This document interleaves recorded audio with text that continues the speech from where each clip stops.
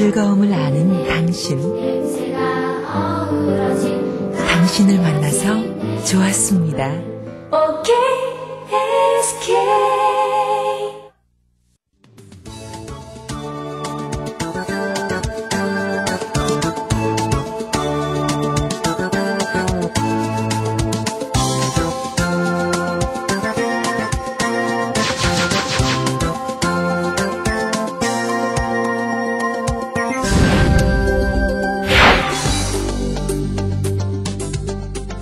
내 생에 가장 귀한 것, 주 닮는 것. 내 생에 가장 귀한 것, 주 닮는 것. 주님을 닮기를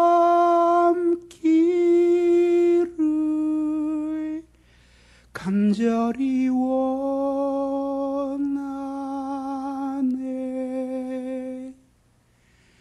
내 생에 가장 귀한 것, 주 닮는 것. 주님을 닮아. 그랬더니 바울을 보는 사람마다 예수님을 생각하게 된 것이에요. 근데 아까 말씀드린 그 설교자를 보면서는 나는 전혀 예수님 생각이 나질 않았어요. 그 차이예요.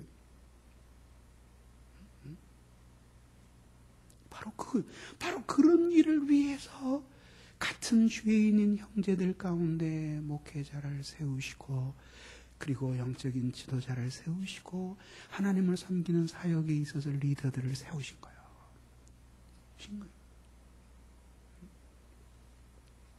그러면서 주님을 닮아가는 거예요. 그래서 신앙을 통해서 그리스도께서 영향을 받게 돼요. 이때 이제 두 가지 변화가 그 사람에게 일어나게 돼요. 그래서 첫째는 뭐냐면 본성의 변화가 일어나게 됩니다. 본성의 변화가 일어나게 돼요.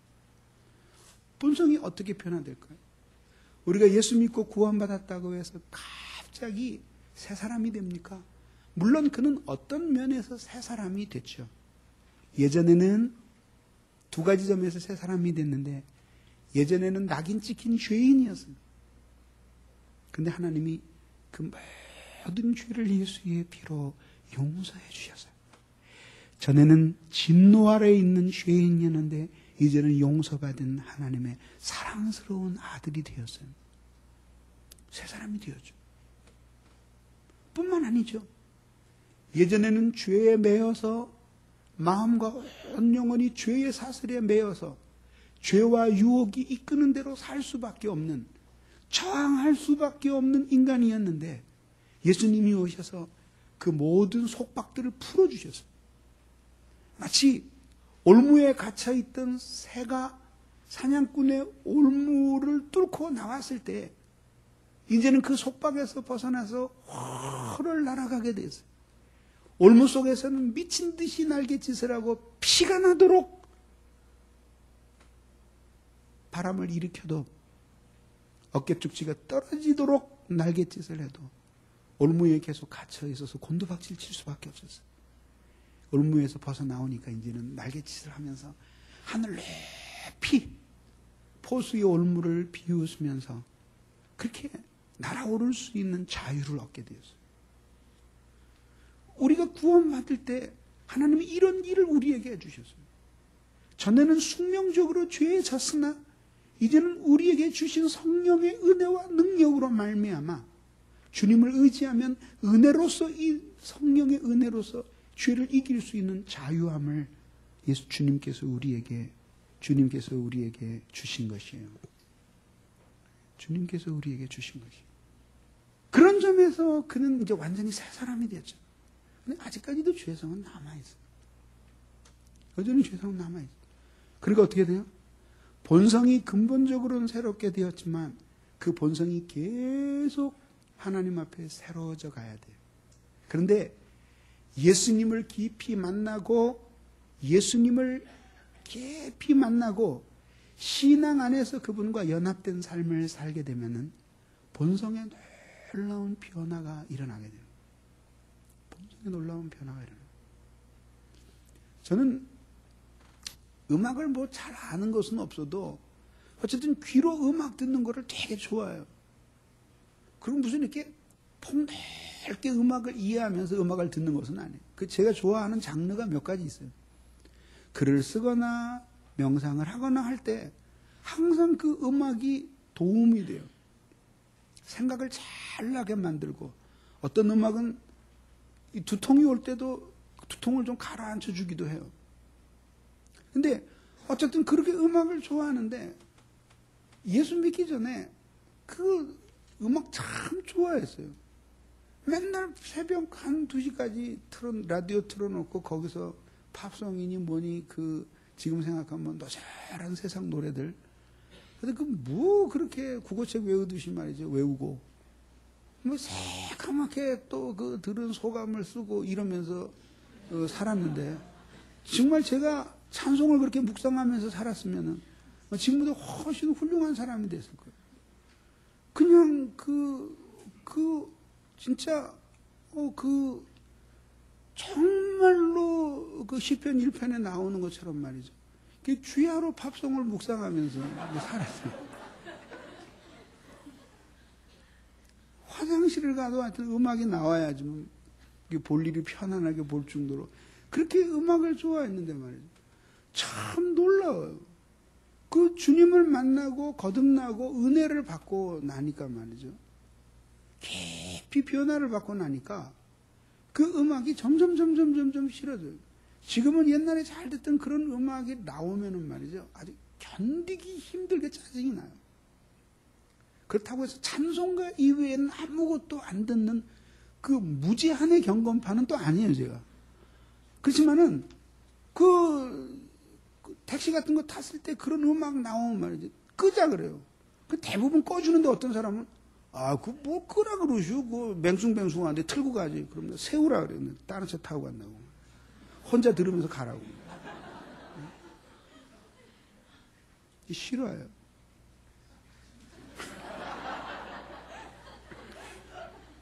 끄든지 날 내려놓든지 둘 중에 하나예요.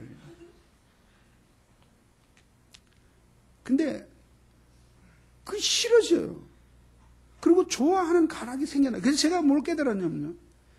사람이 좋아하는 가락은 이 본성하고 관계가 있어요. 본성이 신령한 쪽으로 변화되면은 이런 표현 이상하지만 거듭나지 않은 가락 싫은 거예요. 그게. 거듭난 가락이 좋은 거예요. 그게 여러분 음악에서도 그게 입증이 된대요. 전문가들 얘기를 들으면은. 그래서 하나님께서 천지를 창조하셨을 때 그 창조의 그 가락이 나름대로 존재한다는 게 가설이에요. 그게 뭐라고 원형을 설명할 수는 없지만, 설명할 수 없지만 무슨 없어졌는데, 그러나 글로 가까이 갈수록 사람들의 마음에 편안함을 주는 거예요. 그래서 맨날 젓가락 쥐고 두들기면서 니나노나 들으면서 자란 애들 성품과 그리고 클래식을 들으면서 이렇게 자란 아이들 성품이 다르다고 하는 것은 뭐 삼척동자도 다 하는 거 아니에요? 뭐 그렇게 좋은 음악이 듣기가 싫으니까 그게 문제지만은, 그럼 어쨌든지 간에 좋다는 건 모두 다 알잖아요. 이렇게 하나님을 섬기면은 본성의 변화, 이제 하나님 그리스도를 통해서 믿고 그분을 신앙으로 그분과 연합하면서 살아가게 되면은 본성에 이런 변화가 일어나요. 자꾸. 그리고 어떤 변화가 일어날까요? 팔복에 나오는 것 같은 유사한 변화가 일어나는 거예요. 교만하기 짝이 없던 사람이 계속 주님을 만나고 주님께 은혜를 받다가 보니까 정말 자기가 비천한 죄인일 뿐이라는 사실을 깨닫는 거예요. 그래서 전에는 자신만만하고 교만하던 사람인데 이제 심령이 가난한 자가 됐어요. 그래서 이제 주님을 의지하지 않을 수가 없는 거예요. 시시때때로 주만 봅니다.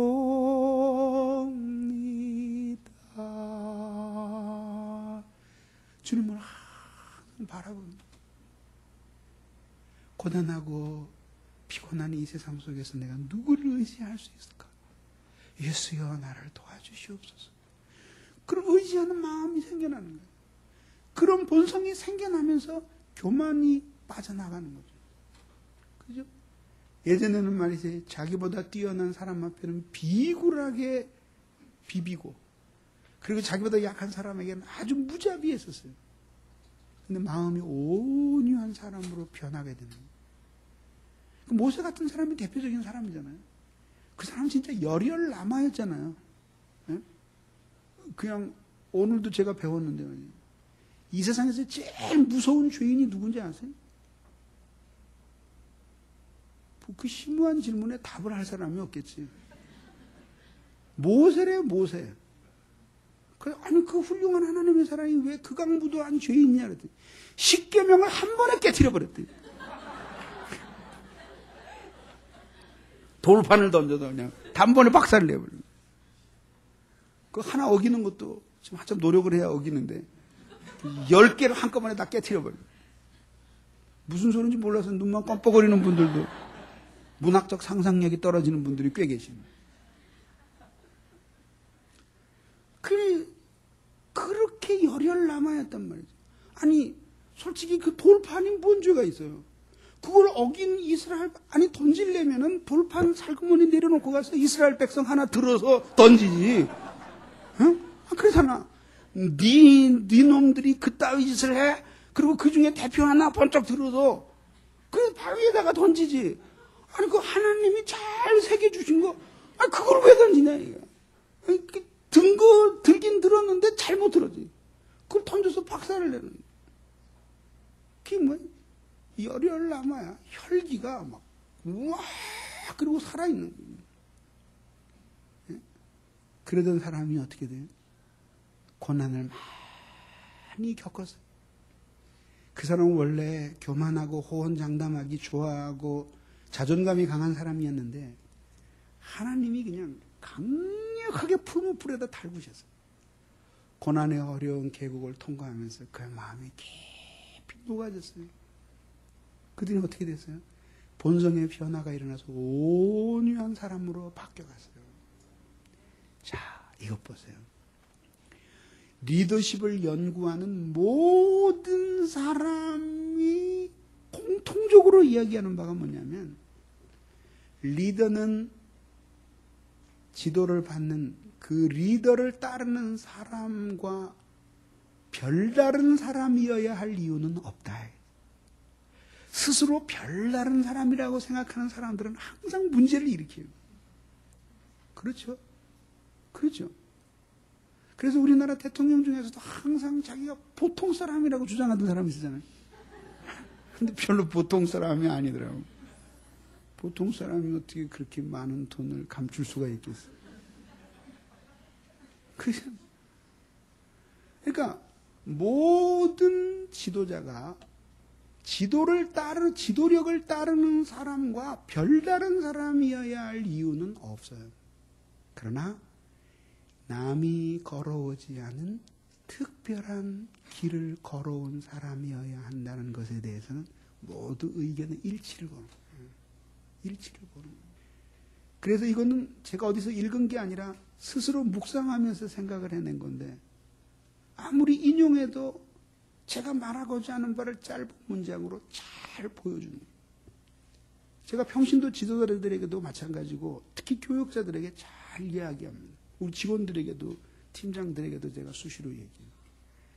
한 지도자가 어떤 상황에서 짤막한 연설로 사람들의 마음에 불을 지르는 혼을 불어넣는 그 일을 할 수 있기 위해서는 남들이 그런 길을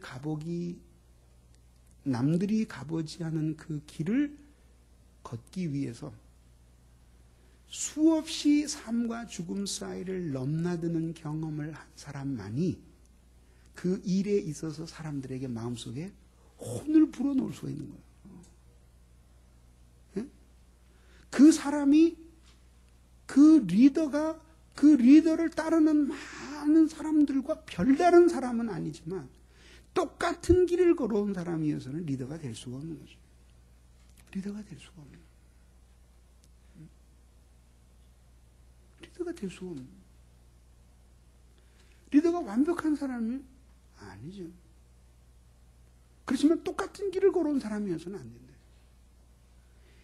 하나님 예수 그리스도를 믿는 신앙 안에서 끊임없이 그분을 닮아가려고 애쓰고 끊임없이 그분께 순종하려고 애를 쓰는 그 일에 있어서 남보다 탁월한 열심을 가지고 그 일에 복종하려고 하고 그 일을 준행하려고 애를 쓸 때 그 과정을 통해서 그 사람의 본성이 계속 변화되어 가는 거예요. 변화되어 가는 거예요. 그러면서 뭐냐면 지도자로서의 향취를 간직한 사람이 되는 거예요. 지도자로서 향취를 간직한 사람이 되는 거예요. 그게 중요한 거예요. 두 번째는 뭐냐면은 그렇게 예수님을 믿는 신앙 안에서 그분께 연합되고 그분께 영향을 받으면서 얻는 또 다른 유익이 뭐냐면은 그 속에서 뭘 배우게 되냐면은 하나님을 섬기는 지혜를 배우게 되는 거죠. 여러분 도구 발달의 역사라고 하는 것은 뭐냐면 하다가 힘들면 집어쳐버리는 사람들에 의해서는 도구가 발견되는 적이 없어요. 지금이야 뭐 다 그런 거지만은 옛날에 소주병 보면 왜 이렇게 지금 콜라병처럼 돼 있었잖아요. 그래서 이거를 이렇게 오프너로 이렇게 병따개로 이렇게 해가지고 이렇게 확 꺾어야지 이게 먹게 돼 있잖아요. 근데 술꾼이 하나 있었어요. 술꾼이 하루에도 몇 병씩 소주만 사 먹는 거예요. 근데 항상 그 병따개를 옆에다 딱 뒀다가 이렇게 따먹으면은 문제가 될 게 없죠. 근데 뭐 그런 정도로 준비성이 있는 사람은 준비성이 있는 사람으로 왜 집에서 일 안 하고 술만 먹겠어요, 그죠? 그러니까 뭐 맨날 봐도 없는 거야. 그래갖고 딱 하면 이빨로 따는 거야, 이게. 이게 계속. 근데 이게 이빨도 가끔 하나씩 따야지. 계속 따니까 이빨이 계속 이제 뭐 끝에가 깨지고 막 이러는 거예요. 그러니까 나중에 이제 이빨도 상하는 거예요. 그러니까 사람이 어떤 생각이 세상에 말이지. 어느 놈이 이 술병을 이렇게 불편하게 만들었나. 그때서부터 이제 술만 먹으면 그 고민을 하기 시작합니다. 그래서 나온 게 뭐냐면 플라스틱 따개예요. 그거를 그 사람이 특허를 내가지고 한 병에 1원씩 특허료를 받았었대요. 그래갖고 부자가 돼서 진짜 맘 놓고 술을 먹을 수 있는 그런 사람이에요. 뭘 하나에 끝까지 종사할 때 거기서 지혜가 생겨나는 거예요. 하나님 섬기는 것도 마찬가지예요. 뭐 이렇게 스치로풀 궁둥이 같은 사람들은 사역의 지혜를 배울 수가 없어요. 뭐 교회에서 뭐 좀 섬겨 보셔서 저요. 전 목사 빼놓고 다 해봤습니다. 뭘 해보시는? 성가대도 해봤죠. 주일학교 교사, 구역장, 새가족위원, 은가족위원. 안 해본 거 없어 다 해봤습니다. 뭐 회심하신 지 2년밖에 안 된다면 어떻게 그렇게 많이 하셨어요? 뭐 말도 마십시오. 새가족위원 3달, 전도위원 2달, 재정위원 1달, 구역장 없어서 대신해 본 거 3주. 그게 무슨 지혜를 터득할 수가 있겠어요. 그래서 한 번 딱 했으면 꾸준히 일해야 돼요. 꾸준히. 그렇게 하면서 믿음으로 하나님을 섬길 때 하나님이 거기에서 놀라운 지혜를 주시는 거예요. 지혜를. 그래서 아주 유능한 사람이 되게끔 만들어주시는 거예요. 유능한 사람. 그건 하나님이 당신에게 충성하는 사람들에게 주시는 하나의 보상이기도 해요. 보상이기도 해요. 뭘 하든지 간에 잘하는 사람들은 이 세상 사람들이 좋아합니다. 물론 그것이 악한 일일 경우에 해당 사항이 없지만은 그게 좋은 일이죠. 이것이 바로 이제 이 신앙에 있어서 점점 더 이 배워가는 그 리더십이 자라가는 것을 보여준다. 그래서 사역을 잘하게 되면 리더십이 저절로 서게 되는 거죠. 그래서 처음 시작하는 사람들을 하나하나 가르쳐 주는 거죠. 그래서 보면은 직장 생활 할 때에도 업무를 잘 알고 있는 상사 밑에서 근무하는 것은 고달퍼요.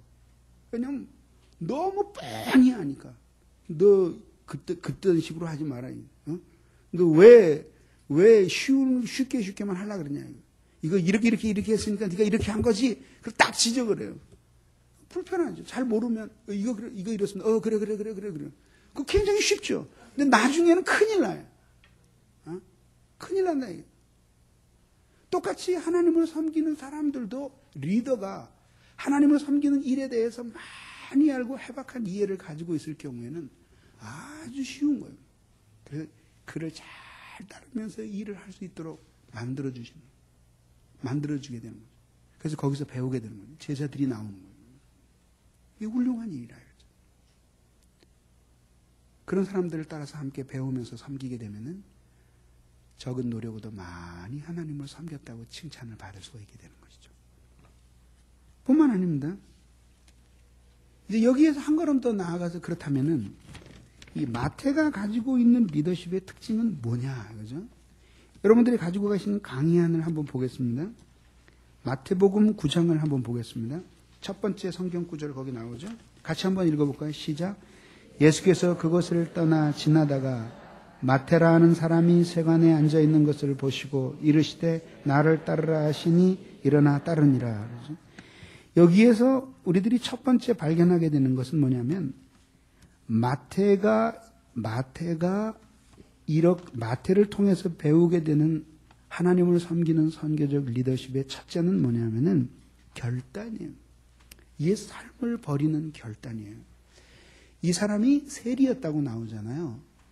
이게 키케로 같은 사람의 작품에 봐도 성경에만 그렇게 되어 있는 게 아니라 키케로 같은 사람의 작품에 봐도 이 세리를 창기와 살인자들과 동일한 반열에 놓고 평가를 했어요. 그래서 이거는 로마 시대의 세금 정책과 관련이 있어요. 로마 사람들은 절대로 이민족에게 가서 자신의 손으로 직접 세금을 걷지 않았어요. 그럼 뭘 자극하게 되죠? 민족 감정을 자극하게 되는 거예요. 로마 사람들이 와서 세금 내놔라 그러고 걷어가잖아요. 그럼 창칼이 무서우니까 세금은 내지만 이 속에서 저 나쁜 놈들 말이지 우리나라를 지배하고 저 다른 민족이 와서 우리 돈 다 뺏어간다고 이게 불붙는 거예요. 그러니까 항상 자기들이 앞잡이들을 세웠어요. 앞잡이들을 세우고 어떻게 했냐면 일정에게 이 동네에선 이만큼 세금을 걷어라 그러고 지정을 해줘요. 그러니까 나머지는 얼마든지 걷든지 그건 그 사람의 재능이에요. 그러니까 그래도 양심이 있고 이런 사람들은 먹고 살 만큼만 더 걷어서 자기 생활을 했는데 아주 악랄한 세리들은 그 권력을 등에 업고 그 사람들을 수탈하는 거예요. 그래서 엄청난 돈을 착복하는 거예요. 그러니 민족으로부터는 버림을 받고 지탄을 받았을지 모르지만 경제적으로 이 사람은 상당히 여유로운 삶을 살았을 것임에 틀림이 없어요. 그것을 보여주는 것이 그 나중에 성경을 보면 또 나오지만은 많은 사람들을 초청해서 밥을 먹이는 장면이 나와요. 그 상당한 지위가 있지 않고는 불가능한 일이거든요. 그런 재산이 그 사람에게 있었다 이거죠. 그러면 결국 어떻게 하는 얘기예요? 정신적으로는 그럴지 모르지만은 어쨌든지 간에 일본이 지배하던 시대에 친일파가 살기 좋듯이 힘을 빌어서 잘 살듯이 이 사람도 떵떵거리면서 사는 처지에 있었던 사람이라 이거죠. 상세한 이야기는 안 나오지만 예수님이 부르셨어요. 그냥 너 날 따라와라 이렇게 부르셨다고만 우리 말할 수는 없어요. 뭔가 예수님에 대한 사전적인 지식을 마태가 가졌을 것이고 또 그렇지 않았다면 예수님과의 만남이 생략되어서 보도되었을 뿐 거기서 예수님께서 뭔가를 가르침을 주셨을 거라는 건 우리들이 추측할 수 있잖아요. 이게 무슨 기계도 아니고 너 날 따라와. 그런데 누구신데 와보면 알아. 그리고 따라갔을 리는 없잖아요. 그렇잖아요. 그러니까 뭔가 사전에 예수님에 대한 충분한 결단을 내리기에 충분한 지식을 가지고 있었고 그때에 내가 이 생활에 계속 머무른다면 물질적인 부를 누리고 안정된 삶을 살 수 있겠죠? 있을 거라고 마태는 생각을 했잖아요. 예수님을 따라감으로써 얻을 수 있는 것은 뭐예요? 뭘 얻을 수 있었어요? 그 가난한 나사렛의 목수가 오라고 그러는데 그 따라가서 목수일 배우게? 뭘 얻을 수 있게? 그 예수님의 지위나 신분이나 이런 것들이 뭐 그렇게 대단한 것이었는지 한번 생각을 해보세요. 그런데 마태가 결단을 내리고 예수님 따라간 거예요. 결단을 내리고 따라간 거예요. 그것이 결국 뭐냐면, 이제 이렇게 예수님을 따르는 것을 계기로, 예수님이 부르셨을 때 거기에 아멘하고 응답하는 것을 계기로 해서 옛 삶은 완전히 종친 거예요. 옛 삶의 방식이 뭐였어요? 그 동족들 돈 뜯어가지고 배를 불리면서 재산을 많이 모아가지고 떵떵거리고 살고, 그걸로 이 세상에 있는 자원을 가지고 자기의 영혼을 속이고 즐겁게 하면서 살던 그 삶이었는데, 그걸 결단을 하고 버렸다. 그래서 무엇인가 하나님을 섬기는 일에서 리더가 되려고 하는 사람들은 이 점에 있어서 분명한 사람이 되어야 된다. 예수 그리스도를 만나고 그분을 향해 인생을 결단한 적이 있는 사람. 그래서 자신의 모든 옛 삶을 그리스도와 함께 십자가에 묻은 사람. 그가 비록 지금 예수 그리스도를 따르고 세상을 버린 이후에 유명한 사람이 되지 않았고, 능력이 많은 사람이 되지 않았고, 예수님이 아주 높여준 사람이 아직은 되지 않았다고 할지라도, 비록 하나님의 나라를 위해 섬기면서 빌어먹다가 죽는다고 할지라도 두고 온 세상으로 돌아가지 않겠다라고 하는 확고한 결단을 가진 사람. 이 사람들이 리더로 사용이 된 거예요. 예수님을 따르던 베드로가 어떤 사람이었습니까? 안드레와 안드레를 비롯한 많은 예수님의 제자들이 어땠습니까? 배와 그물을 버려두고 예수를 따랐습니다. 그래서 그들이 다시 돌아가서 물고기를 잡아서 팔아먹고 살았습니까? 아닙니다. 예수님을 따르면서 그 모든 일들을 버렸습니다. 그 일이 나쁜 일이 아니었지만 그러나 버렸습니다. 더군다나 마태가 향하던 이 일은 하나님 앞에서도 아주 극악한 죄악이었어요. 그걸 결단하고 버렸다 얘기예요. 그렇기 때문에 리더가 될 수 있었다 얘기예요. 하나님이 그런 사람들을 사용하신다 이거죠. 그리고 여러분들이 만약에 예수 그리스도 앞에서 뭔가 인생의 결정적인 결단을 내린 적이 없이 미적미적거리면서 한 발은 세상을 사랑하고 한 마음으로는 세상을 사랑하고 한 마음으로는 그리스도도 끊지 못하고, 그러면서 세상에 대한 미련과 하나님의 나라에 대한 미련을 동시에 가진 사람들이 된다면, 여러분들은 한 소금이 아니라 누룩이 아니라 가루와 같은 존재가 되기를 원하고, 세상에서도 사랑받기를 원하는 설탕과 같은 존재가 되기를 원하는 거예요. 그런 사람들을 하나님께서는 절대로 귀하게 쓰실 수가 없는 거죠. 그러니까 매일매일 세상과 야합하면서 그런 식으로 편한 길을 찾아서 살아갔던 사람들은 절대로 리더가 될 수 없고, 되어서도 안 되고, 되려 그러면 막아야 돼요. 막아야 된다. 그 사람이 혼자 인생길을 걸어가면 혼자 실패해요. 근데 그런 너절하고 더러운 정신을 가진 사람이 지도자가 된다면 어떻게 되겠느냐 이거죠. 우리 새벽마다 특별 새벽 기도로 모이면서 매일 기도하는 기도의 제목이 있습니다. 이 민족에게 주님이 주실 수 있는 일이 무엇이겠어요? 주님이 이 민족에게 주실 수 있는 국민소득 3만 달러가 아니에요. 그까지 그 3만 달러가 뭐 대단해요. 이래 정신이 살아있는 나라가 되어야 되잖아요. 그러기 위해서는 정신이 살아있는 지도자가 필요하다. 주님의 마음을 담고 이 백성들을 목자 잃은 양같이 고생하고 유리하는 양떼들로 보고 긍휼히 여기면서 끌어안을 수 있는 목자와 같은 마음을 가지고 있는 그런 특별한 지도자가 필요한데, 맨날 쌈박질이 나는 그런 지도자가 돼서는 안 된다. 열등감에는 빠지고 말이지. 그렇게 해서 뭐가 되느냐. 이를 품 안의 자식처럼 생각하고 이 백성들을 가슴에 깊이 끌어안고 갈 수 있는 그런 통 큰 지도자들이 필요하잖아요. 세상에서도 그런데 하물며 선교를 위해서 봉사하는 공동체인 이 교회에 있어서는 그 일들이 얼마나 많이 필요하겠는지 한번 생각을 해보세요. 이것은 지도자로서의 자격이 아니라 그리스도인으로서의 기본적인 자격이에요. 그는 결단을 내린 적이 있는 사람이어야 한다는 거예요. 세상과 하나님 사이에서 머뭇거리지 않고 결단을 내린 적이 있는 사람. 소돔과 고모라 거리에 앉아서 그대로 멸망당할지 주님이 정해주신 소알성으로 피할지 결단을 내린 사람. 이런 사람들이 바로 참된 신자의 길을 갈 수 있는 사람이고, 이런 참된 신자의 길을 걸어간 사람들이 바로 하나님의 선교 사역에 있어서 지도자가 될 수 있었다. 마태가 바로 그런 일을 행한 사람이었다. 마태가 바로 그런 일을 행한 사람이었다. 보십시오. 바로 그것입니다. 그래서 위기의 상황 속에서 굴복하지 않는 지도자의 이 신실한 강인함은 상황이 불러오는 것이 아니에요. 그게 한번 위기를 만났을 때 강한 결단을 가지고 신앙을 선택하는 결정을 리더가 하기 위해서는 평소에 그가 끊임없이 그렇게 살려고 몸부림친 사람이어야 된다. 오늘 결단을 미루면 내일에는 결단을 내릴 수 있을 것 같아요. 그렇지 않아요. 이 지도자로서의 기본적인 마태는 그런 점에 있어서 칭찬받을 만한 사람이었어요. 두 번째는 무엇입니까?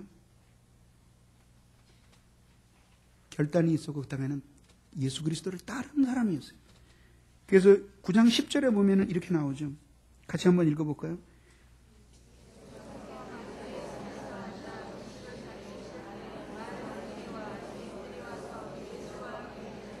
앉았더니 9절에 보면 뭐라고 나오면 이렇게 나오죠.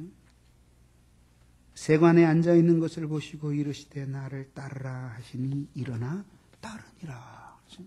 따르니라. 어디로 가시는데 예수님의 뒤를 따라오라는 거예요? 어디로 가는데 따라오라는 겁니다. 예수님이 가시는 길이 어디인데 따라오라는 거예요? 궁금하지 않아요? 예수님은 당신 자신에 대해서 뭐라 그러셨어요? 난 갈 데가 없는 사람이다 그러셨잖아요. 여우도 굴이 있고 공중에 나는 새도 깃들 것이 있건만 인자는 머리 둘 곳이 없다. 그 얘기를 바꿔 얘기하면 인자는 나는 갈 데가 없는 사람이다 그 뜻 아니에요. 근데 어디로 따라오라는 거예요? 그러니까 이것은 장소적인 의미에서 예수를 따랐다는 뜻이 아니죠. 그 뭐냐면 예수님이 걸어가시는 그 길을, 상징적인 그 길을 바로 인간이 걸어가야 할 길이라고 믿고, 그리고 예수님이 걸어가신 그 발자취를 자신도 따라가겠노라고 하는 결단, 그 결단을 이행하는 것이 여기에 예수 그리스도를 따르니라 하고 나온 것이에요. 따르라고 나온 거예요. 그러니까 결단이 결단인 것을 입증하기 위해서는 따르는 순종이 있을 때의 결단이 될 수 있는 거예요. 사실 우리가 하나님 앞에 열매 없는 수많은 결단을 내릴 때가 얼마나 많습니까? 이번에는 내가 이 일을 꼭 하겠습니다. 내가 이 일은 기필코 목숨을 걸고 이 일을 하겠습니다. 목숨은 걸지 말고 시간이나 좀 걸지. 헛된 결단을 수없이 하잖아요. 근데 그것은 진정한 결단이 아니에요. 참된 결단은 반드시 순종으로 열매를 맺어요. 그래서 누구의 강요도 없이 마음 깊은 곳에서 결단을 내리고 그 결단이 내려진 그 결단을 토대로 실제로 그것을 이행한 사람이 바로 마태였어요. 잠깐 서두에 말씀드렸습니다마는 마태가 예수님을 따라갔다 그랬는데 예수님은 머리 둘 곳이 없다고 말씀하셨어요. 예수님 가신 길이 좋은 길이었습니까? 수많은 사람에게 애워싸이고 환영을 받는 적도 있었지만 그때 예수님이 행복합니까? 예수님의 마음이 찢어지는 것처럼 아팠을 것입니다. 왜? 예수님 임금 삼으려고 했잖아요. 왜? 저분을 임금 삼으면 계속해서 떡과 보리떡을 거저 먹을 수 있겠구나. 떡과 물고기를 거저 먹을 수 있겠구나. 아니면 저 큰 능력을 가지고 이 로마 나라를 때려 엎으면은 진짜 이스라엘 백성 한번 배 두드리고 사는 날이 오겠구나. 그렇게 생각했던 거 아닙니까? 그러니 그들이 환영할 때도 예수님의 마음이 기뻤을 리가 없잖아요. 그 예수님이 나를 따르라 그러시는데 어디를 가신 겁니까? 이 세상에서 잠시 동안만이라도 높은 지위에 올라보신 적이 있나요? 돈통은 언제나 비어있고 가난은 예수님의 친구였고 고난과 핍박이 예수님의 이웃이었습니다. 따라다녔습니다. 그리고 예수님을 정말 끝까지 따라다니는 사람들은 모두 예수님이 겪는 고난과 고초에 어느 정도는 동참할 수밖에 없었습니다. 그렇잖아요. 근데 이 예수님이 결국은 어디로 가셨습니까? 머리 둘 곳이 없다고 하시던 분이 결국은 그 머리를 어디에 두셨어요? 아리마대 요셉의 무덤에 두셨잖아요. 그리고 거기에 머리를 두시기 전에 그분 십자가에 못 박히시는 일이 있었어요. 결국은 인자는 머리 둘 곳이 없다고 말씀하신 그분이 결국은 그 모든 머리 둘 곳 없는 생애의 과정을 거쳐서 인간의 구속을 위해서 아버지께서 예비하신 그 인류 구속의 대업을 이루시기 위해서 골고다 언덕길로 오르셨어요. 그 길을 따라가는 것. 이것이 바로 신앙의 특징이에요. 주님을 위해서 많이 고난을 당한 사람. 예수의 말할 수 없는 사랑 때문에 고난도 이기고 핍박을 이기면서 그 길을 걸어갔던 모든 사람들은 할 말이 있어요. 할 말이 있어요.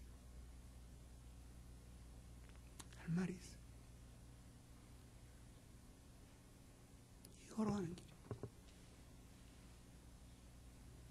할 말이 있어요. 고난을 많이 받으면서 그 길을 걸어가요.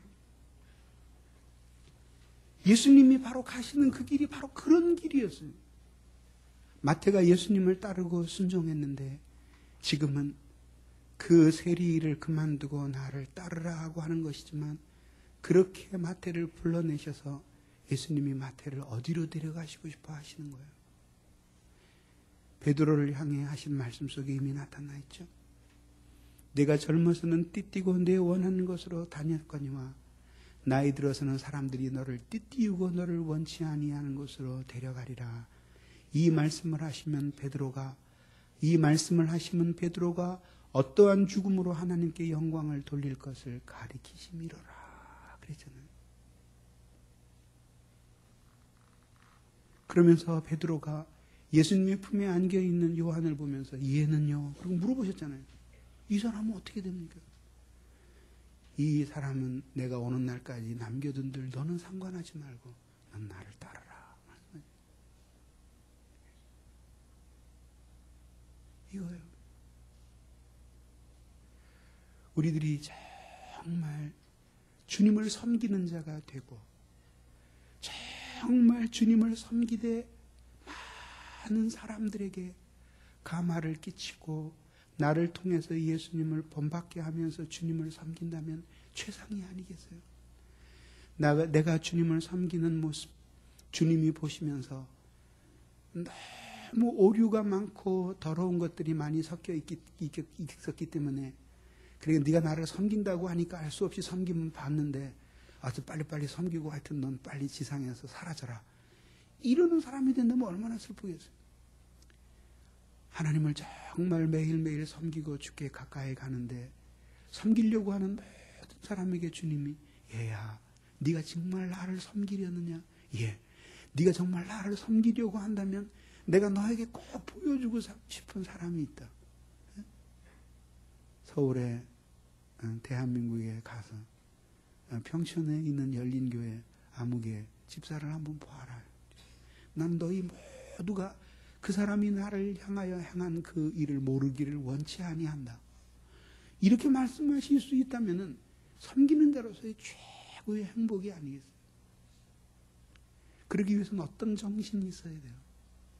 죽기까지 주님을 따르겠다라고 하는 정신이 있어야 돼요. 예수 그리스도를 따르기 위해서 세상을 잠시 버린 것 그것 말고 한 걸음 더 나아가서 죽기까지 예수를 따르겠다라고 하는 그 순종이 있어야 된다라고 하는 거예요. 그래서 주님을 따라가는 이 길은 영광과 존귀를 받는 길이 아니에요. 그래서 우리는 예수님을 섬기며 주님의 뒤를 따라갈 때 사람들로부터 칭찬과 영광을 받고 대접을 받을 때 이상한 일이 일어났다고 생각을 해요. 원래 이 길은 십자가의 길인데 하나님께서 나를 위로하시는구나 생각하고 그것이 혹시 미혹이 아닌지를 생각을 해요. 왜냐하면 주님이 가신 길은 대접받으신 길이 아니고 섬김을 받으신 길이 아니고 오히려 섬기려 하고 사람들을 위해서 봉사하신 길이었습니다. 종처럼 노예처럼 멸시와 천대를 받으면서도 아버지께서 구원하고자 하는 사람들을 상전처럼 섬기신 생애였어요. 그리고 그것을 통해서 하나님이 이 세상에 있는 우리들을 얼마나 사랑하는지 드러내 보여주셨던 것이죠. 그래서 성경은 하나님을 향한 사랑이 나타난 것에 대해서 이렇게 말합니다. 하나님이 세상을 이처럼 사랑하사 독생자를 주셨으니 보라 사랑이 여기에 있나니 우리가 하나님을 사랑한 것이 아니요 하나님이 우리를 사랑하신 것이라. 그래서 자기의 독생자를 우리를 위한 화목제물로 주신 것이라고 성경이 우리에게 말하고 있지 않습니까? 그래서 예수님을 따라가는 그 길은 끊임없는 고난과 멸시와 천대를 받는 길이에요. 그 길을 따라서 우리들이 매일매일 걸어가는 거예요. 그러면 우리들에게 궁금한 건 이것이죠. 그런 멸시와 고난을 이기게 만드는 힘이 어디에서 나오느냐. 그런 멸시와 고난을 이기고 견디게 만드는 힘이 어디에서 나오느냐. 주님께로부터 오는 연합, 주님과 누리는 연합으로부터 오는 신령한 은혜로서 우리들이 위로를 받는 거예요. 참 신기하잖아요. 주님을 섬기고 일을 하려고 하는데 주님께 순종해요. 때로는 순종하는 것이 쉽고 좋아 보일 때도 있지만 어떤 때는 한번 순종을 위해서 죽음을 넘나드는지도 모르는 희생을 치러야 되는 때가 있어요. 불순종하면 안전이 보장된 길인데 순종하면 어떠한 안전도 보장되어 있는 것 같지 않은 무서운 길이 눈앞에 나타난다.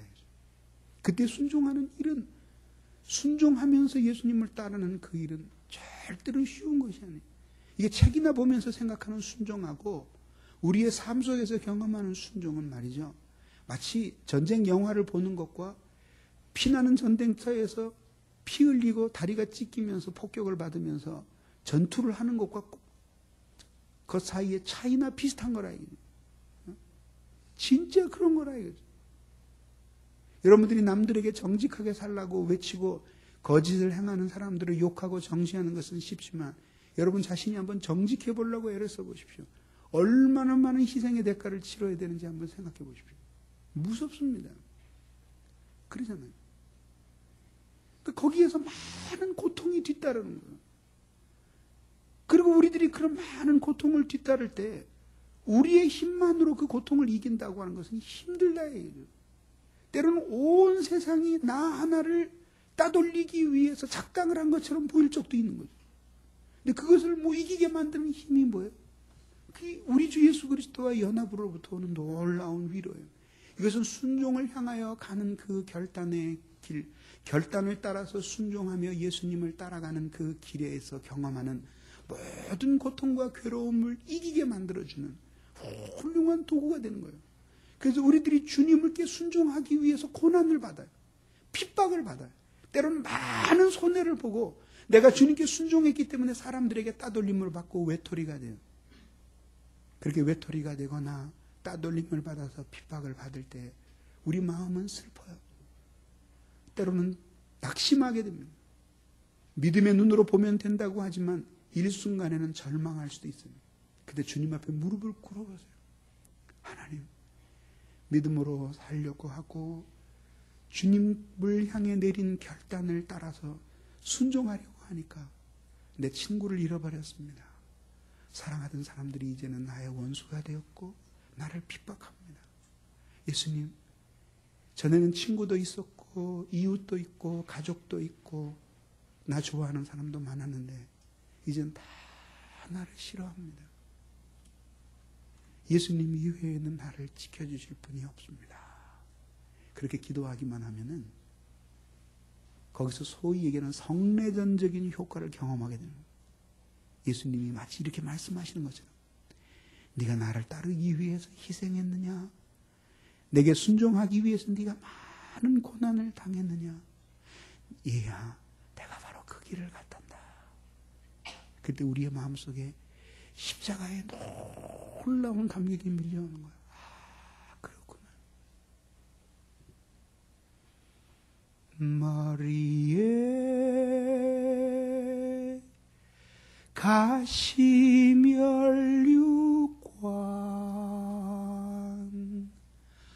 어에 쓰셨는가 채찍에 피 흘리심은 누구의 죄악인가.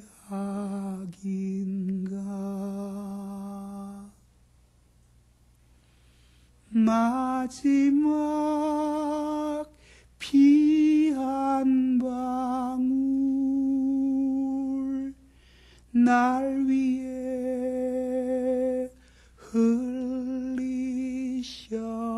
흘리셨네. 지도자는 주님께 순종하며 주님을 따르는 것을 가장 큰 재산으로 여깁니다. 천만이 나를 애워싸고 나를 소외시킨다고 할지라도 주님의 편에 서 있는 것으로 만족하는 사람,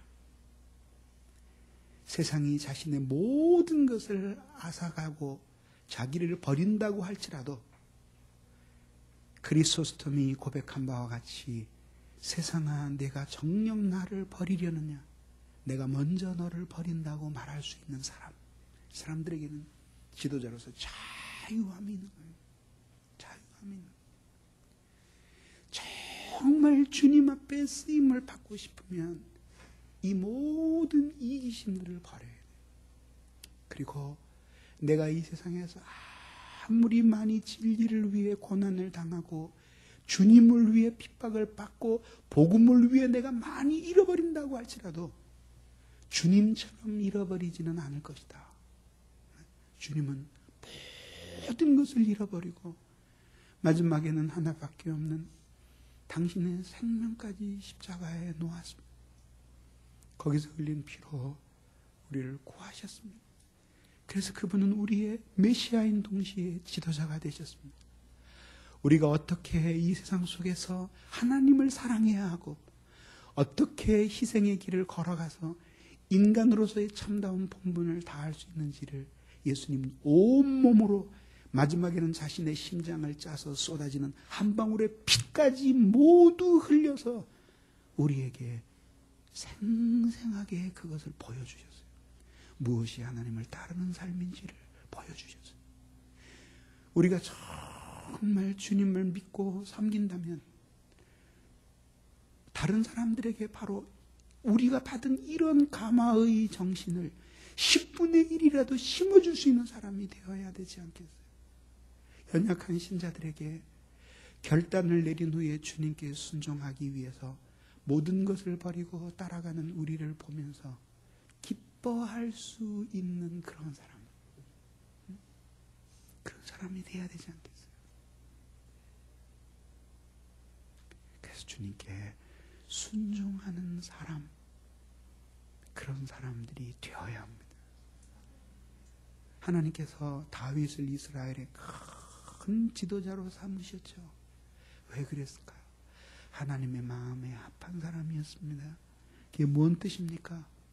히브리어로 말하자면은 예수님의 뒤를, 하나님의 마음의 뒤를 따라오는 사람이에요. 하나님의 마음을 닮은 사람. 그래서 주님이 가시면 그 마음 뒤를 계속 따라가는 사람. 그래서 존재 전체가 하나님께 순종할 준비가 되어 있는 사람.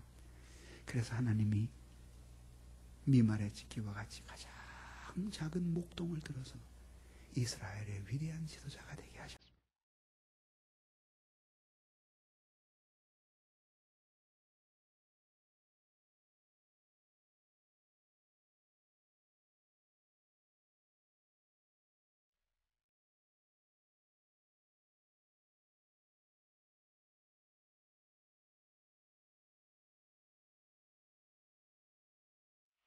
내가 존경하는 그 사람을 우리가 따라갈 때 그 사람이 했던 실패, 성공 그대로 따라갈 필요는 없죠. 그가 좋았던 면들을 바라보고 그 위에 자기의 삶을 다시 개척해 나간다면 그 사람이 어깨 위에 올라타서 더 멀리 보는 것과 마찬가지입니다. 바울은 자기 삶의 수많은 아픔과 이 고통과 괴로움과 그 속에서도 얻어진 하나님을 향한 그 사랑을 그는 정말 엑기스를 통해서 이 디모데에게 전해줄 수 있었고 디모데는 그것을 있는 그대로 받을 수 있고 그렇게 전해줄 수 있는 사람을 만났다는 것 자체가 얼만큼 두 사람이 행복한 관계였는가 하는 것을 우리가 여기서 보게 됩니다. 사람을 소중히 여기는 건강기업 인성내추럴. 인성내추럴이 함께합니다. 정직과 성실한 믿음의 기업 동구제약. 동구제약이 함께합니다.